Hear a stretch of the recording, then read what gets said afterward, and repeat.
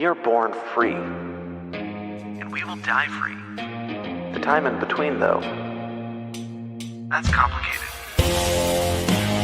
In that time, governments, institutions, and our egos will limit our ability to find true freedom in this life. These are real stories of real people overcoming the odds, persevering in justice, and unlocking their potential.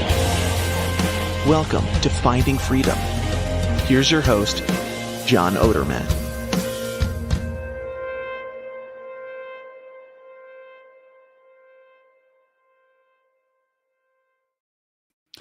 Hey, what's up, everybody? Welcome back to another episode of Finding Freedom right here on the Lions of Liberty Podcast Network. Got an awesome show lined up for you today, talking about a subject that I've never talked about before on the show and something that I am personally very curious learning more about. So I'll introduce my guest in just a moment. Before I do that, a couple reminders.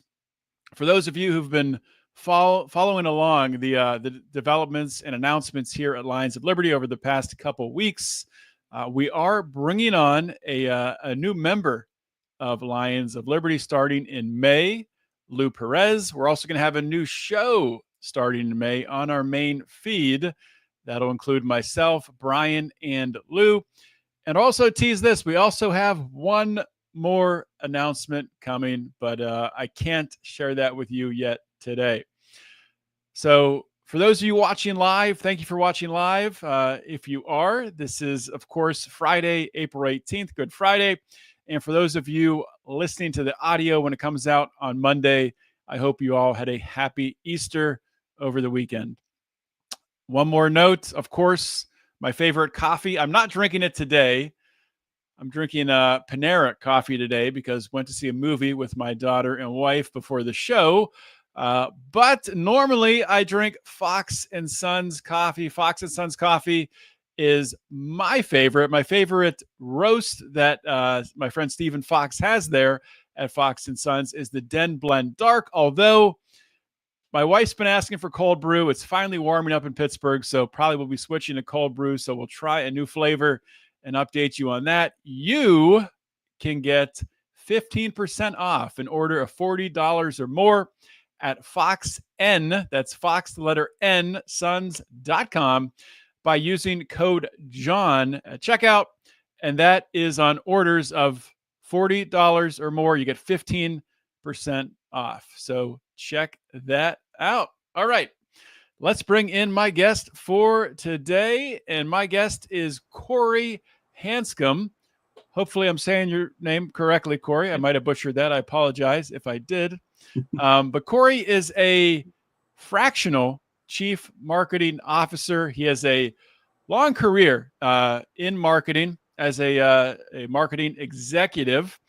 And in the past few years, he's been forced to adapt with the changing marketplace. And he's found this role, this really new way of doing business called being a fractional executive. So we will get into that and we'll talk about, a lot of the skills that Cory has to offer, that he does offer to companies with his, being a brand-led CMO. So Cory, welcome to Finding Freedom.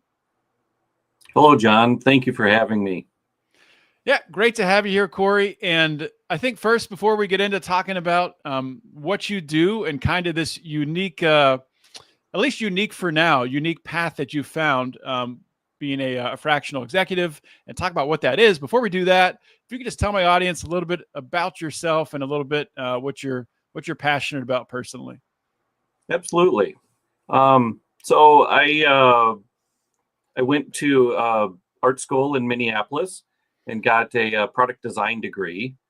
And then I started a career at a company called 3M and worked there for about 32 years in their corporate offices, helping to manage the 3M brand and working with the different businesses within 3M to leverage the 3M brand and then also grow their own product brand portfolios. Did a lot of work with M&A with the company for brand integration, and then also led a co-branding efforts for the company as well, the guidelines, and also helping to design like large deals. So I had a long corporate career, and it was global. 3M's business is global, and so got to learn a lot about how branding operates all around the world. There's cultural differences. There's things that you have to kind of keep in mind for that. And so it was always on sort of a very large scale. Over the years, though, I had helped friends and family with like smaller businesses and startups. And I kind of took my knowledge of what I knew at a large corporation and helped them with their branding efforts. And it was very rewarding because the results come a lot quicker than the glacial pace of a large global organization. Right. And so I always enjoyed that. And come up to about 2 years ago, 3M was one of a number of companies that did large corporate layoffs as they were downsizing their staffing post-COVID. Some of it was economic. Some of it, I think, was anticipation of the new AI impact that would happen with different roles. And so I found myself, I thought I was getting close to retirement at this company, but then found myself on my own and asking myself, what do I do next? And so I was contacted by a couple other people from my old company, and they said, there's this thing called Fractional you might want to look into. And I'd never really heard of it before. And so I met some people, and then I also went to what was called the first annual Fractional conference, which just happened to be in Minneapolis, where I live. And so I attended it, and this whole world opened up to me. And now I really start to see that we are experiencing, I think, a societal shift from large corporate staffs to more independent, experienced professionals who can help companies, but are not necessarily going to join those companies. I don't see the large corporations really staffing up again anymore. I think they're going to remain lean, and it's becoming easier now for companies to be able to tap talent, but not necessarily have to bring them on staff. Yeah, let's dig into the reasons for that in a moment here. I guess before we do that, though, I do want to just get your perspective, shifting from being a longtime employee, right? Being embedded in a corporation, the company culture, having a lot of relationships, a lot of long time friendships, probably with a lot of people you work with, and then that kind of just going away and having to pivot. Talk about some of the obstacles with that, and really what that transformation was like for you personally. It was a shock. And I joked to people, I had an amazing extensive network, but all within one company. So I realized that I was really starting from scratch again, because at professional or association meetings or whatnot, people would know of me, but they really hadn't spent a lot of time with me or worked with me. So the main thing starting out then was to begin networking and getting other independents to get to know me, understand what I do, what I can offer, and having that be sort of the genesis of my next chapter. So I founded my own company called Brand-Articulate and offer it as fractional CMO services. And then when I joined the fractional community, there's this conference that happens every year. It's called FRAC, FRAK, and the next one is FRAC 25 in, I believe, October. Then there's also a huge Slack community called Fractionals United. And then even if you go on LinkedIn, you can search for Fractional. And actually, I just heard like over 110,000 people identify as Fractional on LinkedIn. So it is a growing community.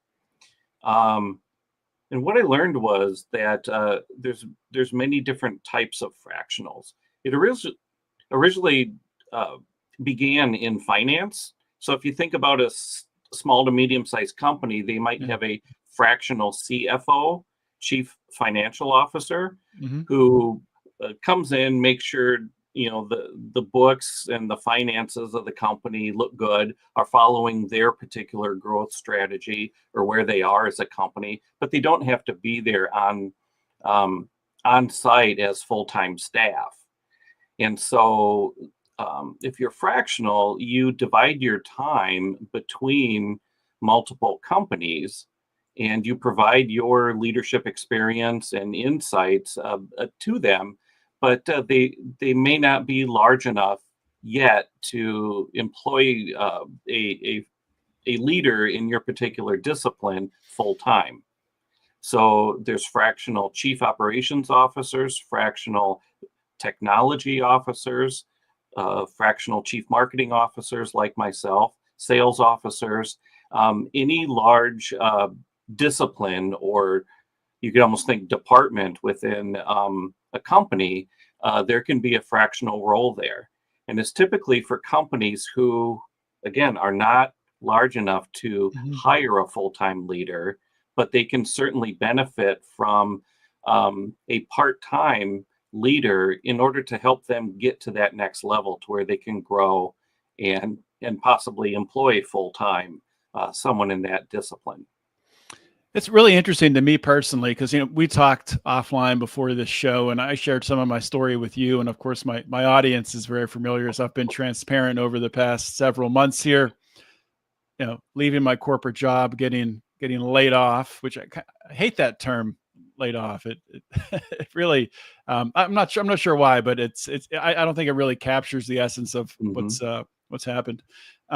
Anyway, yeah, I worked for 16 years in risk management. So I assume that probably would be a discipline in some capacity that companies would be looking for, especially because, it's a discipline that is very, very precise. And I think also can benefit from having an outside view, much like marketing coming in and giving a fresh set of eyes on a company. So it's something that I'm interested in looking into for myself, but also I just think it's so interesting, as you kind of talked about earlier, how you feel, and I think you're right in feeling this way, that companies really are changing the way that they structure themselves, and they're probably not going to build out these large executive staffs, at least as they're building up, especially with startups, just because it's not, you can't justify the cost, right? If the ROI is not there yet. So it does provide that flexibility. One thing that came up when you were just talking about being a fractional for multiple companies, is there, a conflict of interest that could arise? Is there something companies do in order to get, ahead of that, where you have to sign, some sort of NDA or conflict of interest?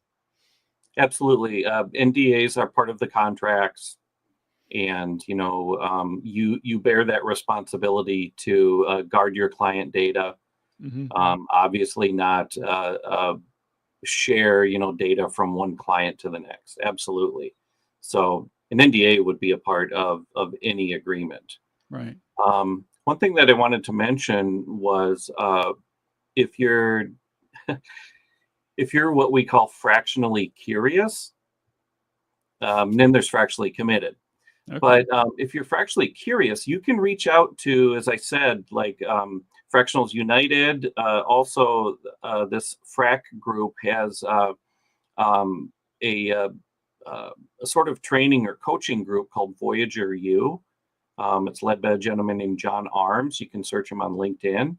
But they do something that they call a fractional boot camp. that it gives you some of the perspectives, the best practices, and tools to help set up your own fractional business. And there's other companies that do that, but you don't have to figure this out on your own. There's actually a support community that is being built there. And so, like with all the people that I've met through my fractional networking, it's a very supportive group, and everyone wants to help each other succeed. Because even if you think about the thousands of people that are leaving corporate and now setting up fractional resources, there's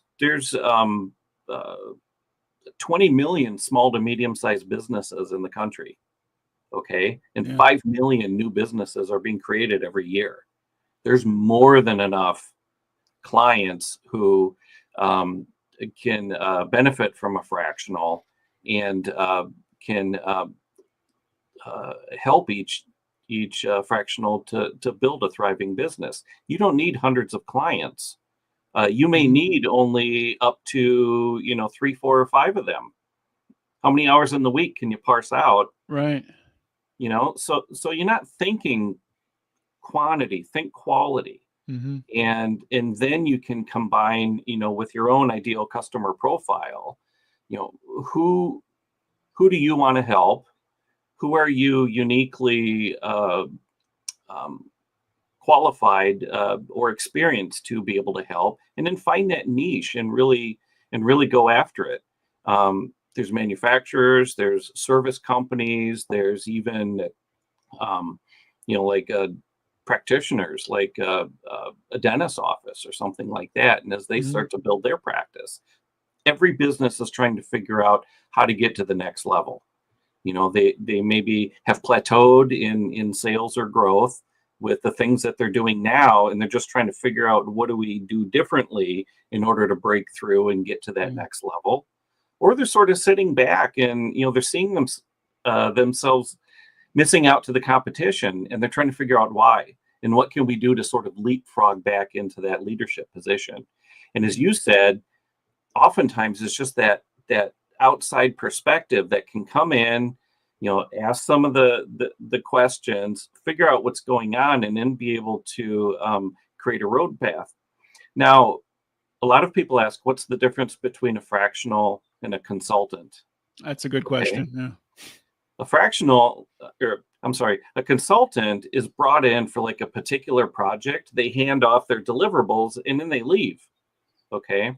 A fractional may come in with a project, but then they actually join the leadership team of that company and help see that through. So a fractional stays, whereas a consultant sort of moves on. And the fractionals are the ones that help, the company reach the goals, and may even help, with what those goals are from year to year, because they have the experience to help with that growth plan that every company is trying to make sure that they're following, or really, trying to define the best way to grow. So with you talking about, working for being a fractional for multiple companies, let's first dig into you yourself, or maybe the best practices within the fractional industry, how that time is divided up, right? Because every company is going to have certain preferences, certain meetings that they're going to want you to attend. And how do you structure that out to ensure that you're able to give sufficient time to each of your clients?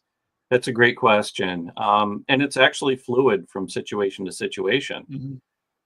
So I suppose, if you get one that wants, 20 hours a week, that's fine, but you have to ask yourself, am I now starting to get into implementation, or is it really just executive oversight?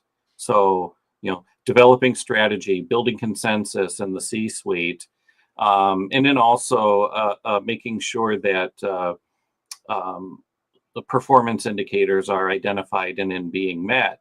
But if they start to want you to slide into creating social posts for the company, that might be starting to get a little bit too much in the weeds.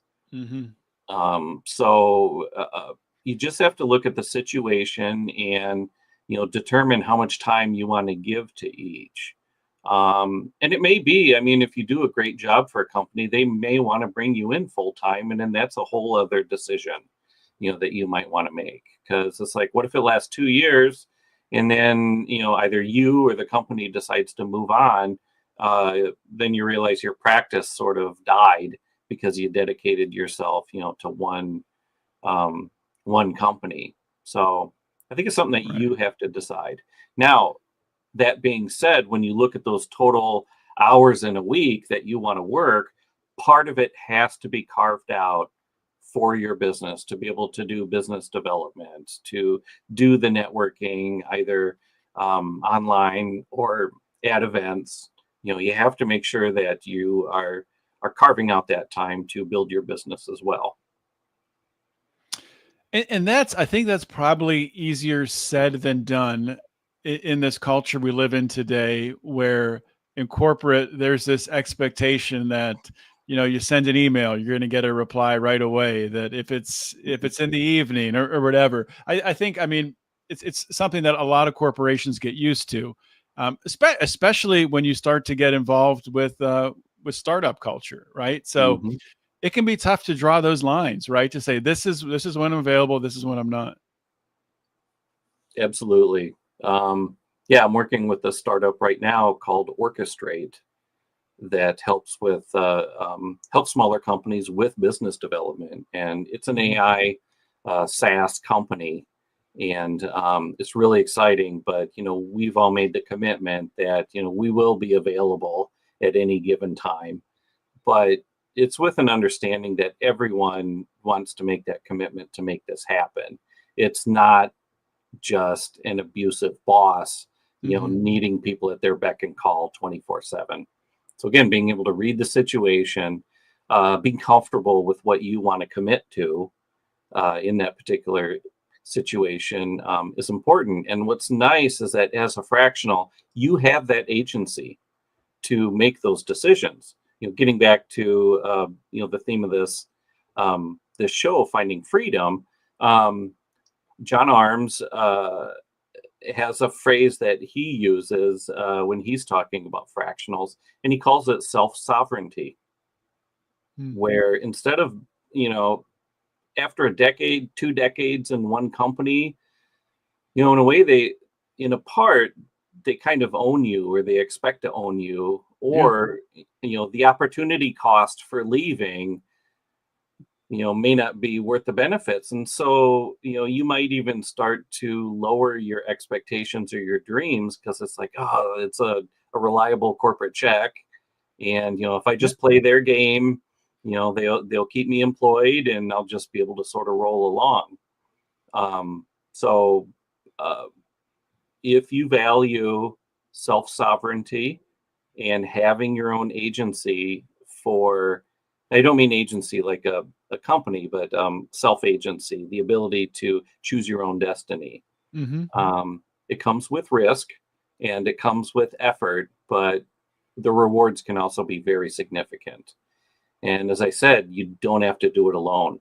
So anyone who's fractionally curious out there, um, uh, I would start looking around on LinkedIn for people who talk about fractionals and fractional businesses. There are a lot of groups that you can join that can help with people who are fractionally curious, and how do you start to approach building a business around that. Mhm. And for those listening, I know Cory's been citing groups and different names and different contacts within Fractional. So after the show, I'll be sure to ask Cory to send me an email, and I'll put all that on the show notes page so everyone can access it. So I wanted to dig into the area around, like, how do you actually, you know, did you actually sign a contract, like a 2-year contract with these companies? Is it up in the air? Is it month to month, dependent on the client that you're going to be signing on with? How does that side of it work? Um, Great question. And again, I hate to give a standard reply. It varies. Yeah. Um, oftentimes, engaging with the company may just start with a project, Mm-hmm. or just a conversation, to where just ask questions and listen to their situation. And again, if you're an experienced professional, you may already start to have some ideas or answers, but just hear them out, understand what their pain points are, understand what their appetite for solving those might be. And it may just end up being like sort of a project. Mm-hmm. Or in my case, if it's companies looking for a marketing strategy, or, I keep saying, companies fall into a trap of just committing random acts of marketing, and they don't know how to get out of that. Yeah. And in short, you need a plan. So where do you want to go? What do you want to do?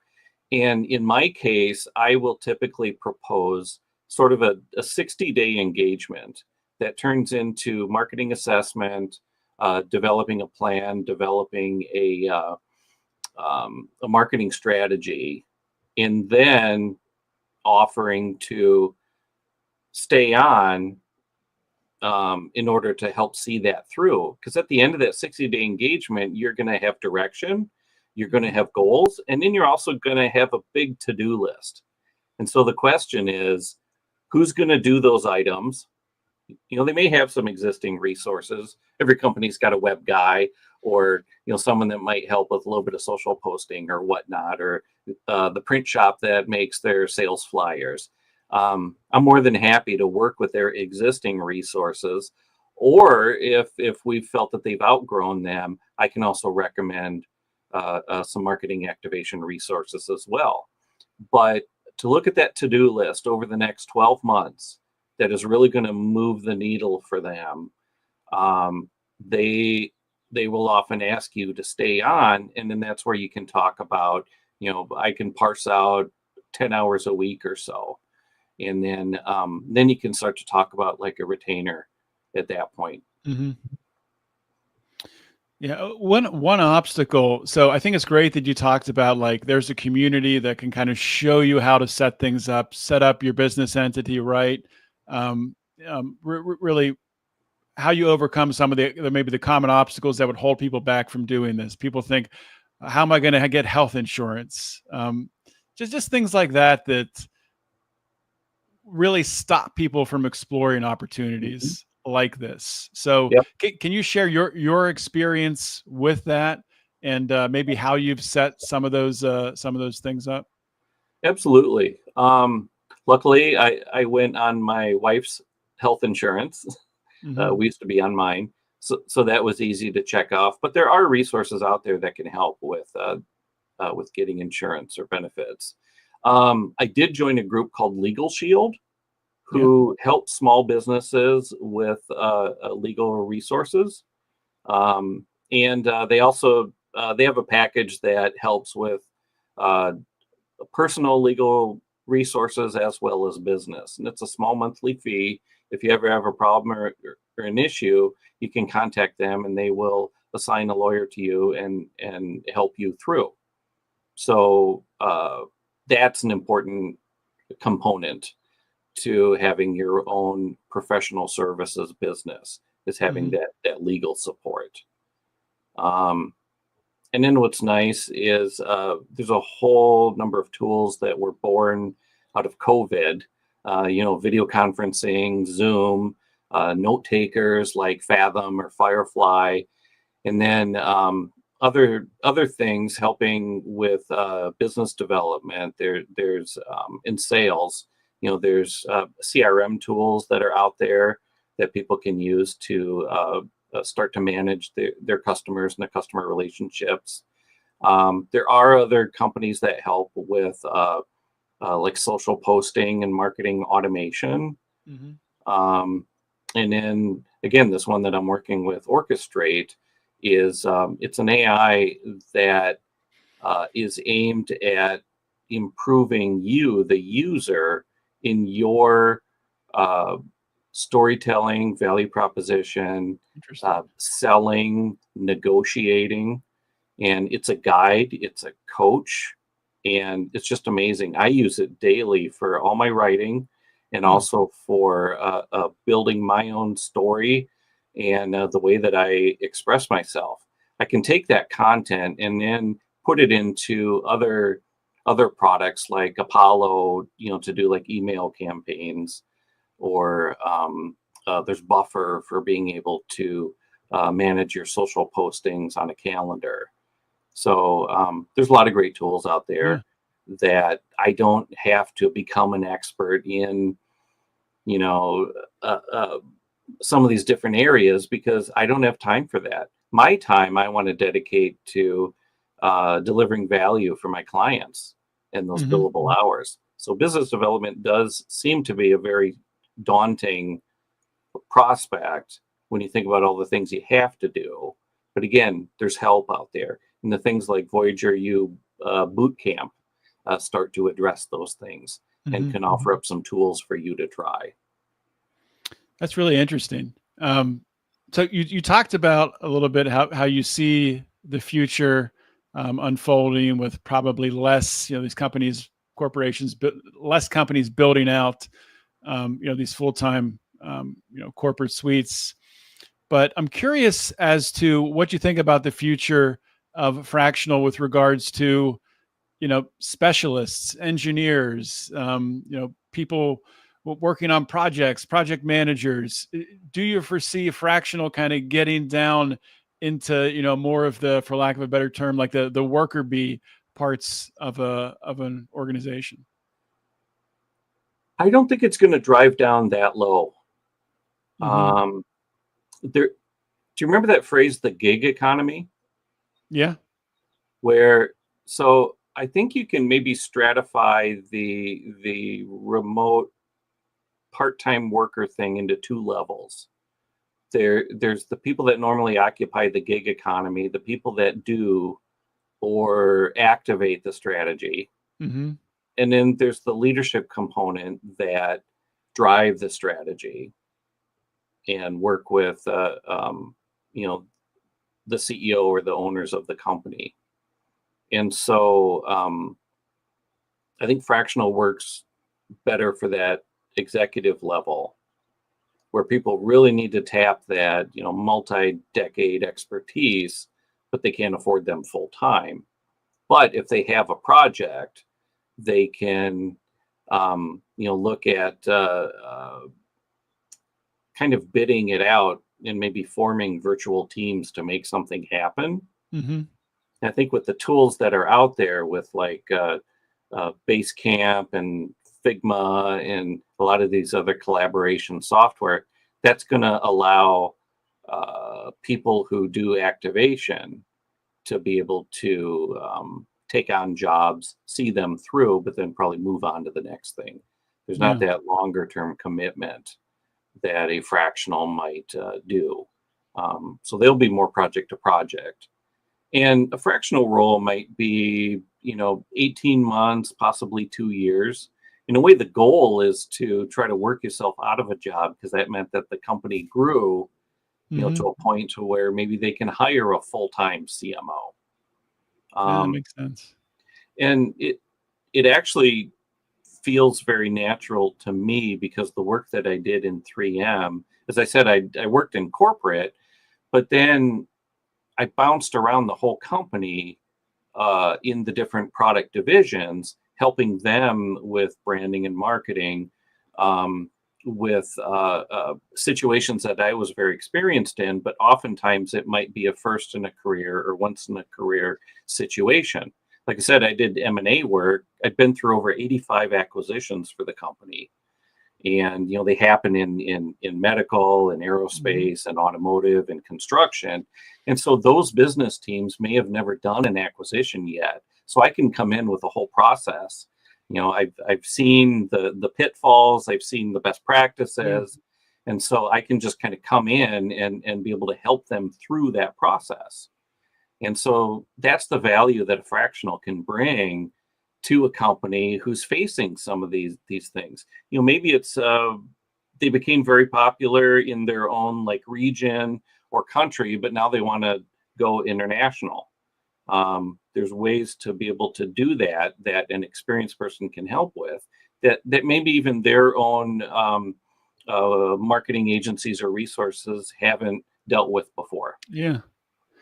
I think it's really interesting. It really, like, for someone in that position like yourself who has this really dynamic and diverse work history, that if you were going to work for one company, it kind of gets put in the profile of that job in that box. But if you're able to spread around multiple places, you can kind of pick and choose from your skill set, Mhm. what tools you need for each one. So you kind of get more you get more bang for your buck from your work history, if that makes sense. Absolutely. Now, to flip that on its head, though, when you're just starting out, it doesn't help you to say, well, I can do anything, I've done Mhm. everything. You Yeah. have to sort of, as what they say, niche down into something very particular to at least get going. And you can Mhm. always like expand later. Um, because what so one challenge that any person starting out in fractional has is, how do I do lead generation? How do I get those opportunities to where I can have those client conversations and such.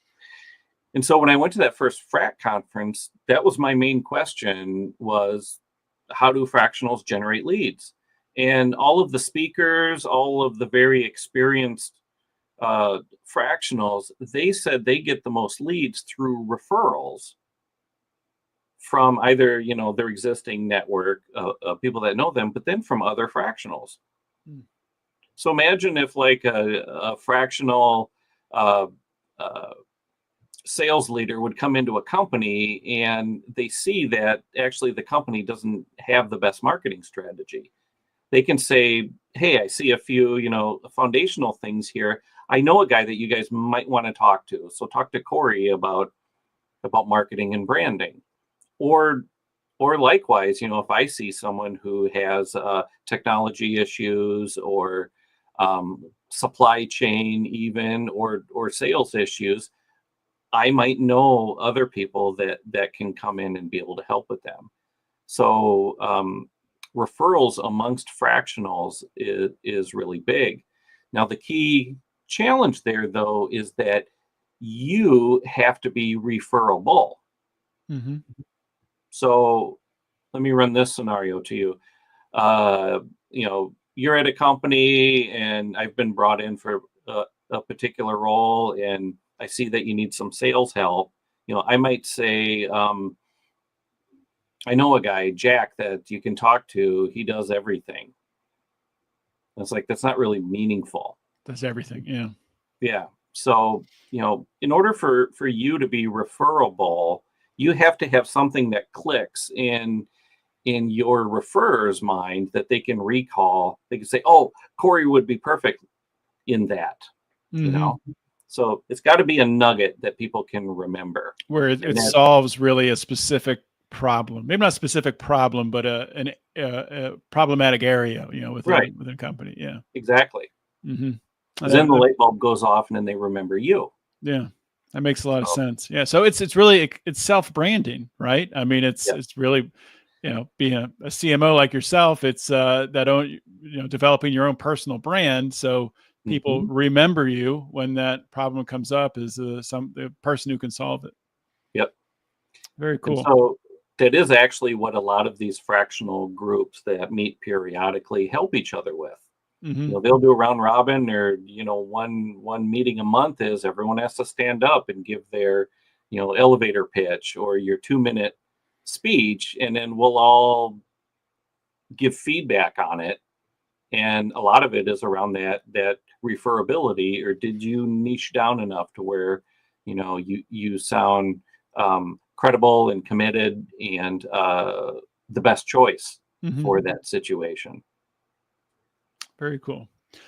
So we've been talking for about 40 minutes, but I like to ask my guests this question because, you're the expert in this field, right? I'm just learning about it. I'm fractional curious, as you said. So is there something that I'm not asking about that I should have asked that you coming into this, you're like, I can't believe he hasn't asked me this question yet? Is there something that I've missed over that is a glaring hole that you need to touch on?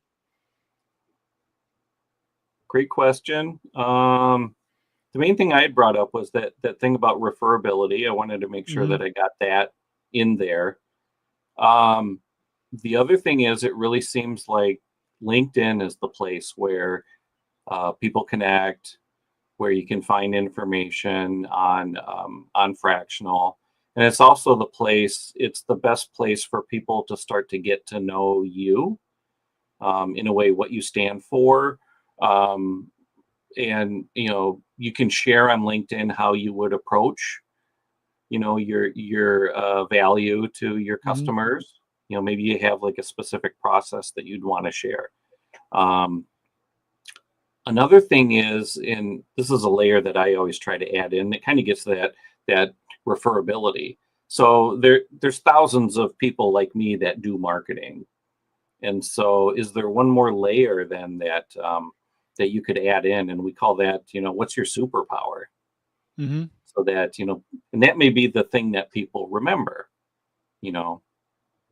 So for mine, it might be my M&A experience. Another one is my experience in developing a particular type of brand that I call an apex brand. There's many different types of brands that you can build. Okay. There's the Kmart, low cost value brand, and that's your brand. And so you have to stay within that lane if that's the sort of like role or purpose. Then there is, there's lifestyle brands that, you pick a particular look or emotion that you want to do everything through, think of the fashion brands and stuff like that. Then there's sort of heritage brands, think of like a Buffalo Trace whiskey or something, that's the Rolex, that's been around for a long time and really doesn't change a whole lot. Their value is in being who they are through the years. And so you have to market a particular way for that type of brand. Okay. Yeah. And so after I left 3M, I realized that for all these years, I was helping to manage an apex brand. So any market that 3M would participate in, they were the 800-pound gorilla that, had that opportunity to be able to be the authority in that space, be the trusted partner that businesses can work with and such. So in that role as an apex brand, you have to behave a certain way. And there's also things that you shouldn't do, like leveraging slapstick humor in your marketing is something that 3M would never do. Yeah. And so I was constantly having things sent to me, and these business teams would ask, is this on brand? Okay. So, and then I would work with them, say, maybe not, and so we created this idea of a thing called a creative strategy for activating the 3M brand. And you can do this at any company. The more you know about your brand, the better you can manage it, and the better you can create marketing and experiences that are on brand, that match up with people expect from you. Okay. And so, again, to roll that all back is I know inside and out how to build and grow an apex brand. Okay. 3M didn't have any fashion brands, whole different business and industry, but I know apex branding, and that is how do you become the category leader? How do you maintain it? And what do you need to do to stay in that lead? Yeah. So any company, I don't care how small your market is, it may be like lawn services even, where there's a lot of competition and you want to be at that apex in the marketplace. How do you become that apex brand? Yeah. So that is what I call one of my other superpowers. Yeah. You want to be the best and known as the best, and that even if like lawn care, even if it's just a local community, you want to be the top one that people think of and price that way, right? Yes, absolutely. Yeah. It takes a commitment for radical relevance, deliver superior value at every touch point. And it's an effort level that is actually higher than other, obviously than a value brand might be. You can go out in the community and you're like, we're the cheapest lawn service. I was like, okay, there's an expectation there, and there's a business model that you have to live within, and that's fine. You could be successful at it, but it wouldn't ever become the apex brand in the category. Yeah, that's good information. That's helpful for me for different things that I'm thinking, even for this show, for Lions of Liberty Network, starting to think about, what kind of brand do we want to be? Because it's not something I've reflected on a lot. So you've given me something to think about. Yeah, not all brands are the same. Yeah. So something that I did want to get to, and we're running out of time here, but you talked a little bit about AI, right? And things are just changing so quickly. It's really insane to think about. Like, just for example, I was talking about on my Facebook page the other day that for my taxes, I have an accountant that prepares most of my taxes, but I had some Bitcoin trades, and I needed to calculate the cost basis. It's long, Excel spreadsheet, and I started doing it myself. And I'm like, this is going to take me like 3 hours to do. So I just put it in ChatGPT, how to calculate the cost basis, uploaded the spreadsheet, and it did it in 2 minutes. Yep. And I already knew that AI, I know that it's changing things, across industries, and it's going to make jobs irrelevant very quickly. But that was like a light bulb, like, wow, this is here now in a lot of ways. So I'm curious from your perspective, when you're having your meetings with, others in the corporate suite, and you're talking about AI and the impacts, what are the conversations like? Do people realize, and is it talked about openly, how quickly things are going to change, how jobs are going to be eliminated? Any sort of light you can shine on that? Everyone's talking about it, and everyone's concerned, and everyone's a little bit afraid. And for a lot of people, it's paralyzing them and just sort of keeping them on the sidelines because they don't even know where to start. Yeah. And so, and it's impacting every profession in good and bad ways. So I really feel it's kind of our jobs to,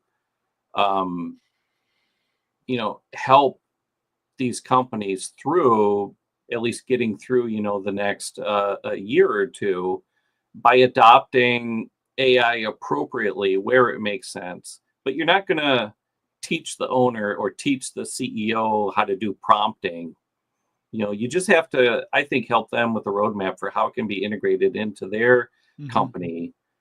And it's like, I don't do automated digital ad campaigns out on the internet. There's people that do that are constantly keeping up with the tools, but having that knowledge for at least for the next year, next couple quarters, what's the best way to employ it, I think is something that companies are really hungering for, because things are happening so quickly, and in a way, a lot of them just sort of give up and just try to put their heads down and keep doing what they're doing because that's what made them successful.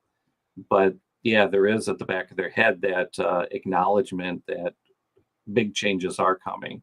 So I guess, I would, if I was a business owner, small to medium-sized business, I would try to find people who could help me employ AI, help me learn a little bit about it, but not to be like in the weeds doing it, but at least know what it can be used for.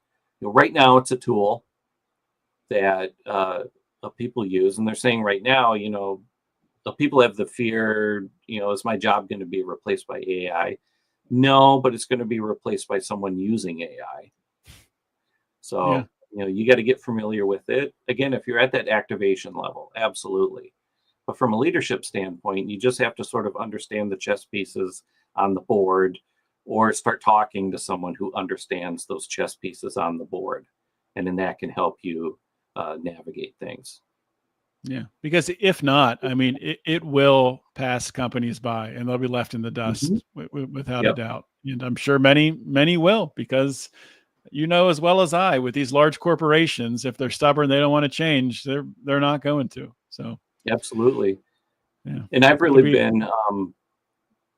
been encouraged by, there's a lot of new companies and new brands that seem to be popping up out of nowhere Mhm. that are getting very, very successful. So, I think the age of the conglomerate is probably gone because there's such amazing tools that are becoming available to people, whether it's Chat GPT or Canva or even like the 3D printing that you can do in your own home and making Mhm. products or selling on Etsy, setting up shop there. So I think the age of the big manufacturing company in a way is starting to come to an end because of what's available to literally everybody. No, I think you're right. 100%. Um, yeah, I think there's probably an aspect of some of these large conglomerates maybe gobbling up some of these smaller companies and trying to survive that way. But ultimately, they're just reinventing themselves through doing that. But Mhm. Cory, we are just about out of time here. But before I let you go, if you could just tell my audience, where they can maybe learn more about you, or I don't know if you want to put out your social medias and things like that. Sure, you can search for me on LinkedIn. I'm Cory Hanscom, CoryHanscom, and find me and connect with me on LinkedIn. You can see I have a newsletter on Apex Branding, and I also have a podcast called Ask a Fractional, which is a LinkedIn group Oh, nice. where we have fractionals on and we ask them what they do, how they provide value to their customers. And so that may be a good way to learn how. And reach out to me through those two. How many episodes do you have with Ask a Fractional? We're around 20 now. Nice. We just started them like in the last year. And That's so, awesome. yeah, we got a library that we're starting to build. Very cool. I will check that out for sure. All right. Well, Cory, thanks for coming on the show. This has been fun, and we'll talk soon. Yeah, again, thank you for having me. All right. All right. Well, that was my interview with Cory Hanscom. Hopefully, you all learned something today about the potential, the possibility of becoming a fractional. So, if it's something that you're interested in, like I said earlier, I'll try to put all the links in one place on the show notes page at lionsofliberty.com for this episode, so you can check it out there. And with that being said, if you guys like this show, if you like what we're doing, bringing on Lou Perez in the Lions of Liberty and the other changes that are coming down the pike, please support us. Support us on Patreon or on Locals. Of course, you get great bonus content, other deals on merchandise, things like that. So don't be shy. Jump on board. Things are going and growing here at Lions of Liberty. With that being said, I will see you all next week with another awesome interview. In the meantime, always remember to keep your head up and the fires of liberty burning.